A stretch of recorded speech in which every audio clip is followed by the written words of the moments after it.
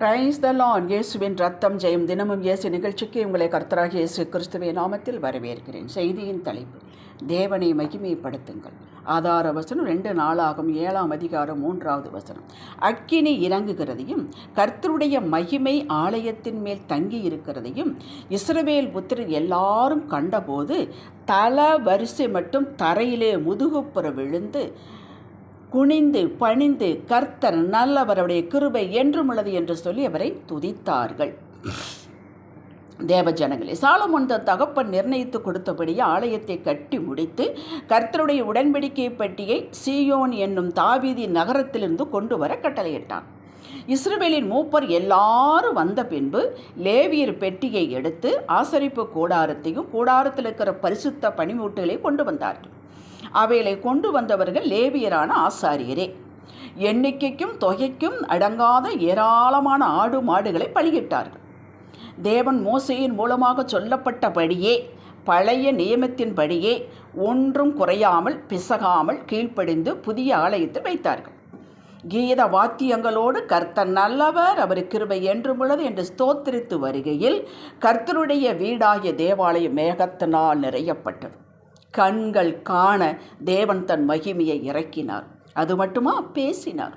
காதுகள் கேட்க பேசினார்.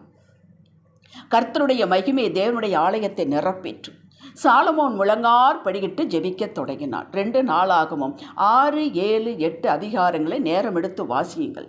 சாலமோனுடைய ஜெபங்களும் கர்த்தருடைய பதிலும் அதில் காணப்படுகிறது. மிகவும் பிரயோஜனமாக இருக்கும் நம்முடைய ஆவிக்குரிய வாழ்விற்கு. இவர்கள் செலுத்தின பலிகளை தேவன் அக்கினியை இறக்கி அங்கீகரித்து எடுத்துக்கொண்டார், ஏற்றுக்கொண்டார். கர்த்தருடைய மகிமை தேவாலயத்தை நிரப்பிற்று. இவர்கள் ஆண்டவரை மகிமைப்படுத்தினார்கள். தேவன் இவர்களை மகிமைப்படுத்தினார். எப்படி மகிமைப்படுத்தினார்? மேகத்தால் நிரப்பி தன்னுடைய வல்லமையை காட்டி பதில் கொடுத்து மகிமையை விளங்க பண்ணினார். ஆசாரியர்கள் ஊழியம் செய்ய முடியாதபடிக்கு அந்த மகிமை அப்படி இறங்கினது. அல்லேலூயா. தேவ மகிமையை விளக்க அந்த மகிமையுள்ள தேவனே வார்த்தைகளை கொடுக்க வேண்டும். மனித சிந்தனைக்கு அப்பாற்பட்டது. அது அவருடைய புகழ்ச்சி, வல்லமை, காரிய சித்தி. இதற்கு மேல் அண்ட சராசரத்தில் ஒன்றுமில்லை என்ற உச்சகட்டம். அதான் அவருடைய மகிமை. பழைய ஏற்பாடு காலத்தில் நாம் இப்படி வாசிக்க முடியும், தேவன் மகிமைப்பட்டார் என்று. இது மக்கள் அவருக்கு செலுத்தும் ஸ்தோத்திரம், புகழ்ச்சி, மகிழ்ச்சியை விளக்குதல், உயர தூக்கி பிடித்தல், இன்னும் ஏராளம். தேவன் தம் மகிமையை வெளிப்படுத்தினார். மக்கள் தேவ மகிமையை கண்டார்கள் என்று பார்க்கலாம். இது சூப்பர் நேச்சுரல் பவர், வெளிப்படுதாகும். வார்த்தையால் வர்ணிக்க முடியாமல், நீரே நீர் மாத்திரமே புகழ்ச்சிக்கு உரியவர், உம்முடைய நாமமே உயர்ந்தது, இதற்கு ஈடான ஏதும் இல்லை, உம்மையே உயர்த்துவோம் என்பதை நாம் ஒரே வார்த்தையில் மக்கள் அல்லேலூயா என்று ஆர்ப்பரித்தார்கள். அல்லேலூயா என்று சத்தமாக மனம் ஒன்றி கைகளை உயர்த்தி நாம் சொல்லும்போது, அவருக்கு படைக்கும் போது, அவரை மகிமைப்படுத்தும் போது தேவன் இதை சுகந்த வாசனையாக ஏற்றுக்கொள்கிறார். இன்றும் இந்த செய்தியை கேட்டுக்கொண்டு இருக்கும் பொழுதே நீங்கள் கைகளை தூக்கி அல்லேலூயா என்று சொல்லி அவரை மகிமைப்படுத்தலாம். இது நாம் அவரை மகிமைப்படுத்துதலாகும். அவர் மகிமைக்கு பாத்திரர். நாம் அவரை மகிமைப்படுத்தினாலும் படுத்தாவிட்டாலும் அவர் மகிமைக்கு உரியவர் தான். அன்று சாலமோன் எண்ணிக்கைக்கு அடங்கா ஆடு மாடுகளை பலியாக செலுத்தி ஜெபிக்கும் போது கர்த்தர் இறங்கி வந்து யாவருடைய கண்கள் காண ஆலயத்தை நிரப்பினார். பதில் கொடுத்தார் என்றால் செய்து முடித்தார் என்று அர்த்தம். அன்று தேவன் செங்கடலை பிளந்து வழி உண்டாக்கி தம் மக்களை வழி நடத்தி அக்கறை சேர்த்து பார்வோன் சேனை முழுவதையும், அவனுடைய எதிரியை முழுவதையும் நடுக்கடல் அமிழ்த்தி அழித்து தமது மகிமையை விளங்க பண்ணினார். யாவரு கண்கள் காண. மக்களே, நீங்கள் கர்த்தரை மகிமைப்படுத்தினால் அவர் மகிமைப்படுத்துவார். நீங்கள் கனப்படுத்தினால் அவர் உங்களை கனப்படுத்துவார். நீங்கள் கொடுத்தால் அவர் திரும்ப கொடுப்பார். நீங்கள் அவரை தேடினால் அவர் வெளிப்படுவார். நீங்கள் விட்டுவிட்டீர்கள், அவரை விட்டுவிடுவார். இது வசனம், நான் சொல்லவில்லை. கல்வாரியிலே தேவன் மகிமையை விளங்க பண்ணினார். இயேசுவை மகிமைப்படுத்தினார். சகல அதிகாரங்களையும் சகல ஆசீர்வாதங்களையும் 2 கொரிந்தியர் 1:20 அவருக்குள் வைத்து தேவன் இயேசுவை மகிமைப்படுத்தினார். அந்த மகிமையின் ஆவியானவர் இப்பொழுது நமக்குள் இருக்கிறார். அப்பொழுது என்றால் நம்முடைய மகிமையை நினைத்து பாருங்கள். நாம் எப்படிப்பட்டவரை நினைத்து பாருங்கள். உங்களை தாழ்த்தி கொள்ளாதீர்கள்.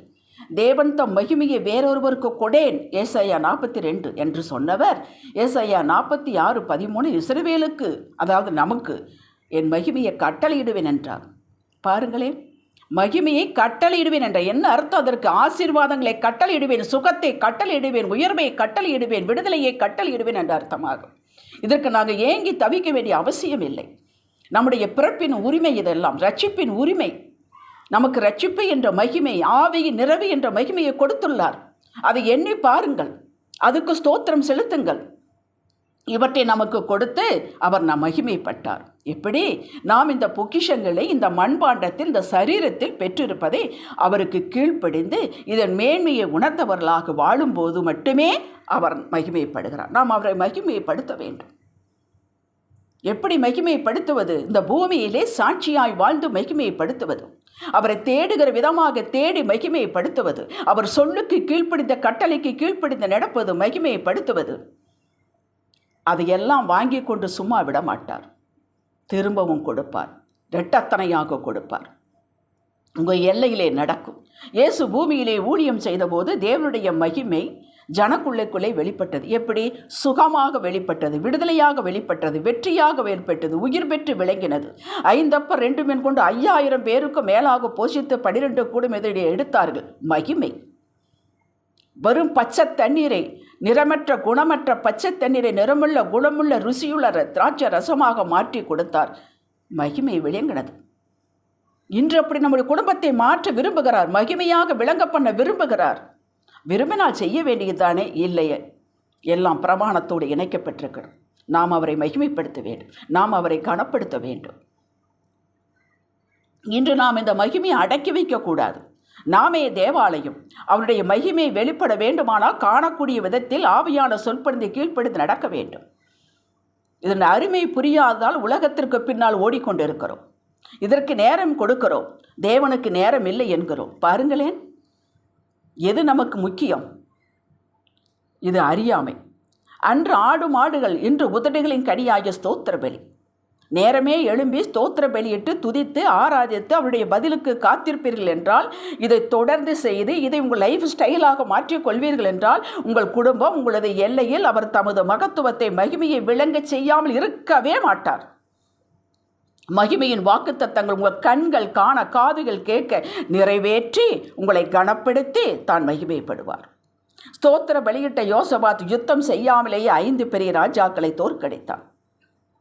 நீங்கள் ஸ்தோத்திரம் செய்து கொண்டிருக்கும் போதே எதிரிகள், கண்கள் காணாத எதிரி, கண்கள் காண்கிற எதிரிகள், உங்களுடைய சுகத்தை, சர்வாங்க சுகத்தை எதிர்த்தக்கூடிய நோயெல்லாம், நோய் கிருமிகள் கூட எதிரிகள் தான். அந்த எதிரியின் செயல் எதிரிகள் எல்லை விட்டே வெளியேறும். செய்து பாருங்கள், தொடர்ந்து செய்யுங்கள். எரிகோ கோட்டை இடிந்து விழுந்தது போல சகல தடைகளும் நீங்கும். எதெல்லாம் உள்ளே வர ஆசீர்வாதம் வர முடியாது தடுத்து கொண்டு தடைகள் நீங்கும். விசுவாசியுங்கள். ஸ்தோத்திர பலி, துதி பலி செலுத்துவோருக்கு பதில் கொடாமல், அவர்களை உயர்த்தாமல் அவர் ஓய்ந்திருப்பதில்லை. அவருடைய வார்த்தைக்கு கீழ்ப்படிந்து மன்னித்து விடுதல், வெறுப்பை காட்டாமல் இருப்பது, பொறாமை சொல்லாமல் இருப்பது, வேண்டாதவர்களை பேசாமல் இருப்பது, இது அவரை மகிமைப்படுத்துதலாகும். ஏனென்றால் கட்டளைகளை கை கொள்ளுகிறீர்கள். ஹல்லேலூயா. மொத்தத்தில் தேவ வார்த்தையின் மூலமாக நம்மை செய்ய சொல்லுகிறார். செய்து கட்டளை செய்ய சொன்னால் செய்ய வேண்டும், கட்டளை செய்யாதே என்றால் செய்யாமல் இருக்க வேண்டும். இது நாம் அவரை மகிமைப்படுத்துவதாகும். அதற்கு ஒரு பதில் கொடுப்பார். உங்கள் பக்தியை பார்க்கிறார், உங்கள் பயத்தை பார்க்கிறார், உங்கள் கீழ்ப்படுதலை பார்க்கிறார், உங்கள் தாழ்மையை பார்க்கிறார். காட்டுங்கள், இதையெல்லாம் செயலில் காட்டுங்கள், பேச்சில் காட்டுங்கள், சிந்தனையில் காட்டுங்கள். இறங்கி வந்து தமது மகிமையை உங்களுக்குள்ளே, உங்களுக்காக, உங்கள் மூலமாக விளங்க பண்ணுவார். யாருடைய கண்களுக்கு கண்டு ஆச்சரியப்படும் விதத்தில் உயர்த்துவார். ஹல்லேலூயா. ஜெபிக்கலாம். தகப்பனே, இத்தனை மகத்துவங்கள் இந்த மண்பாண்டங்களை பெற்றிருக்கிறோம். முதல் இந்த மகிமையை நாங்கள் உணர எங்களுக்கு கிருபை வேண்டும். நீர் கனத்துக்குரியவர், மகிமைக்கு உரியவர், நாங்கள் ஆசீர்வாதத்துக்குரியவர்கள், நாங்கள் வாழ பிறந்தவர்கள். உம்முடைய மகிமையின் பங்கு நாங்கள், உம்முடைய சுதந்திரவாளிகள், உம்முடைய சொந்த ஜனம். இதை இன்று புரிய வைத்தமைக்கு தோத்திரம். உம்முடையவருக்கு சகலத்தை பெற்று வாழ்வோம், உங்களுக்கு மகிமையை செலுத்தி வாழ்வோம், நன்றி செலுத்தி வாழ்வோம், உம்முடைய பிள்ளைகளாக வாழ்வோம். இயேசுவே நாமத்தில் பிதாவே, ஆமேன். ஹல்லேலூயா.